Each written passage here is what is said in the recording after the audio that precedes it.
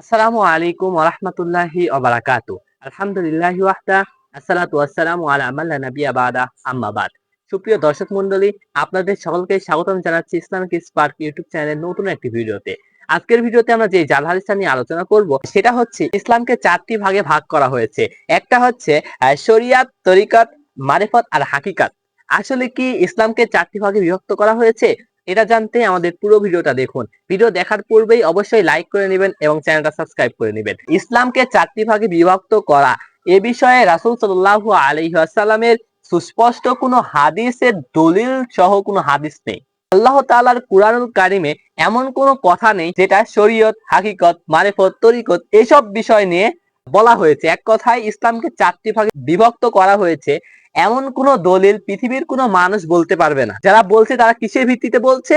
তাদের পূর্বপুরুষ, তাদের পূর্ববর্তী যে আলেম রয়েছে তারা বলে এসেছে, তাদেরকে অনুসরণ করে তারা বলছে। এর বাইরে আর কোনো কথা নেই। কুরআনুল কারীমে বিভিন্ন জায়গায় আল্লাহ সুবহানাহু ওয়া তাআলা শুধুমাত্র শরিয়াত সম্পর্কে অবগত করেছেন আমাদেরকে। মারিফত বা তরিকত বা হাকিকাত এসব সম্পর্কে আমাদের মাঝে কুরআনুল কারীমে বা হাদিসে কোনো বিষয় আলোচনা করা নেই। আমাদের সমাজে এক শ্রেণীর আলেমগুলো এসবকে হাদিস হিসাবে মানুষের মাঝে পেশ করে যাচ্ছে। আমরা মূর্খ মানুষ, ঠিক তা আমরাও এটাকে হাদিস হিসাবে মেনে নিয়েছি। হাদিস হিসাবে মেনে নিয়ে আমরা কি বলছি? যে শরিয়ত এবং তরিকত যারা মানে এদের উপরে যারা যায় তাদের নাকি সালাত লাগে না, তারা নাকি এর উচ্চ স্থানে চলে গেছে। সালাত যেমন গুরুত্বপূর্ণ একটা ইবাদত, তার চেয়ে উঁচু স্থানে চলে গেছে, তাদের আর সালাত লাগে না। এক কথায় তারা এটাকে বলে, এই যে যারা পীর ফকিরকে বিশ্বাস করে, দেখবেন পীরেরা আসে, পীরের যারা মুরিদ রয়েছে তারা কি বলে? যে পীরকে সেজদা করলেই হয়ে যাবে, সালাত সিয়াম লাগবে না। কিন্তু আল্লাহ সুবহানাহু ওয়া তাআলা নবী মুহাম্মদ সাল্লাল্লাহু আলাইহি ওয়াসাল্লাম কি বলেছেন? যে মান তারাকা সালাত মুতাম্মিদান ফাকাত কাফারা। যে ব্যক্তি ইচ্ছাকৃতভাবে এক ওয়াক্ত সালাত কাজা করলো সে ব্যক্তি কাফের হয়ে গেল।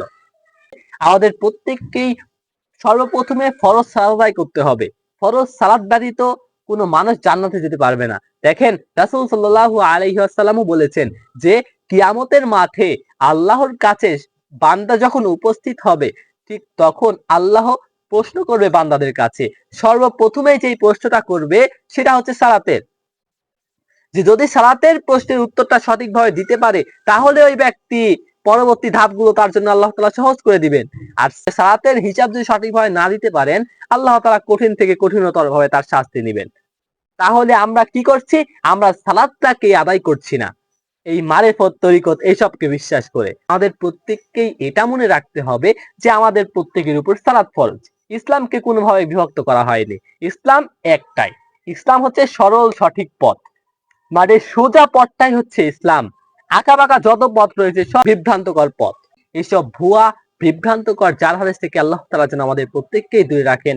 সকলে বলি আল্লাহুম্মা আমিন। আল্লাহ তাআলা যেন আমাদের প্রত্যেককেই এইসব ভুল ভ্রান্তকর কথা থেকে দূরে রেখে সহিহ হাদিসের উপর আমল করার তৌফিক দান করেন এবং 5 ওয়াক্ত সালাত সঠিকভাবে আদায় করার তৌফিক দান করেন। সকলে বলি আল্লাহুম্মা আমিন।